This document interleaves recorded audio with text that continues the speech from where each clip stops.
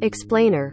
What North Korea wants from recent weapons tests. A day after a North Korean missile exploded after takeoff, there's speculation that the failed launch is related to the North's push for its first intercontinental ballistic missile test in years. 104. Seoul, South Korea. North Korea's recent test missile explosion is unlikely to stop leader Kim Jong-un from chasing big plans this year to boost a nuclear arsenal he hopes will challenge his arch-rival, the United States. Kim, in fact, may use it as a stepping stone to his first intercontinental ballistic missile test launch in years, and of the North's biggest weapon. While diplomacy with Washington remains stalled, it's unclear what went wrong with Wednesday's launch or how soon North Korea will conduct another test.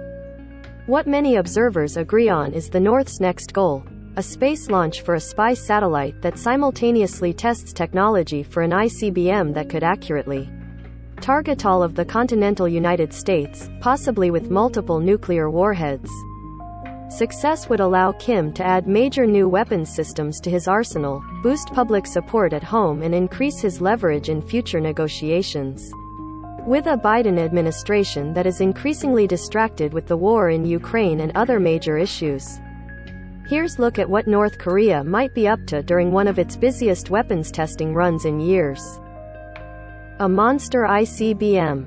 Days before North Korea's failed launch Wednesday, Pyongyang conducted 2 mid-range ballistic missile firings that it said were designed to test cameras for a reconnaissance satellite. U.S. and South Korean officials, however, said the launches were meant to test a new ICBM system first displayed during a North Korean military parade in 2020.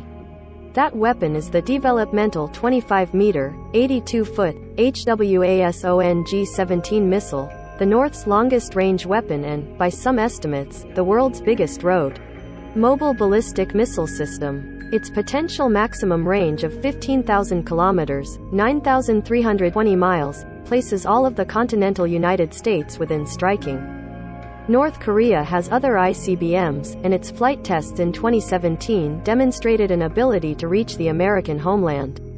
But experts say that the Hwasong-17's size suggests it can carry a bigger payload or multiple nuclear warheads that can defeat missile defense systems. Putting 3 warheads on it would allow them to drop 1 bomb on Washington, D.C., a second one on New York and a third one on Chicago, said Chong Young-kaeun, a missile expert at the Korea Aerospace University in South Korea. In ballistic missile launches on February 27 and March 5, experts say North Korea likely tested the first-stage rocket for the HWASONG-17. South Korean military officials suggested that Wednesday's launch also involved parts of the HWASONG-17. A spy satellite. Kim last year publicly vowed to acquire a spy satellite, along with a missile that can carry multiple warheads and the ability to precision attack targets 15,000 kilometers away. North Korea has already put 2 Earth observation satellites in orbit, but the launches were primarily meant to improve its long-range missile technology, and there is no evidence that the satellites have ever relayed space-based imagery back to the North. North Korean missiles' efficiency will be low without a reconnaissance satellite, Chong said. They can, precisely, strike targets only when they have accurate information about them. Before a spy satellite launch, Pyongyang will likely inform international aviation and maritime authorities of a launch window, something it did in its previous satellite liftoffs, said Lee Chun-jun, an honorary research fellow at South Korea's Science and Technology Policy Institute. The United States and its allies are certain to condemn such a launch as a cover for a missile test. But they'll likely fail to get new UN sanctions against North Korea because China and Russia, 2 of veto-wielding members of the UN Security Council and Friends of the North, will object.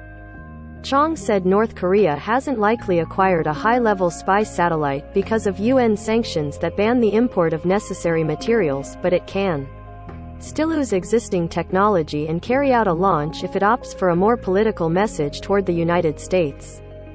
A launch might happen before the April 15 birth anniversary of Kim's late grandfather and state founder Kim Il-sung, or the May 10 inauguration of a new conservative South Korean president. What Kim wants. Wednesday's launch was the North's 10th weapons test this year. The high number demonstrates Kim's determination to cement the North's status as a nuclear power and to wrest concessions from Washington from a position of strength, said Park Won-gon, a professor of North Korea studies at Seoul's Ewha Women's. North Korea is focusing everything on that goal because their possibility of achieving it has never been higher, Park said. Washington's preoccupation with the Russia-Ukraine war and its intensifying competition with Beijing could allow the North to think it could get away with more provocative weapons demonstrations, such as a resumption of long-range missile testing. The Russian invasion of Ukraine doesn't likely offer direct lessons for Pyongyang about the risks of denuclearizing. That's because Ukraine never had operational control over the nuclear weapons it transferred to Russia following the collapse of the Soviet Union. But Sun Hyo-jong, a researcher for Seoul's Korea Institute for Defense Analyses, recently wrote that North Korea may understand that Russia never would have attacked Ukraine if it didn't have nuclear weapons and ICBMs to prevent the U.S. from interfering. That could give Kim added reason to pursue nuclear arsenal as a way to stand up to the United States. North Korea's recent testing activity is part of Kim's efforts to advance and modernize his country's nuclear and missile arsenal to cope with what he calls U.S. hostility. Since taking power in late 2011, Kim has carried out more than 70 rounds of ballistic missile tests, compared with 22 rounds during his father Kim Jong-il's 17-year rule and 9 rounds during Kim Il-sung's 46-year rule. Kim Jong-un has been saying he's made his country into a military power, and that's something that his father and grandfather didn't achieve, said analyst Seo Yoo-sok, the Seoul-based Institute of North Korean Studies. Now it appears impossible to revive his economy, so he may think it's better to further boost his military credentials.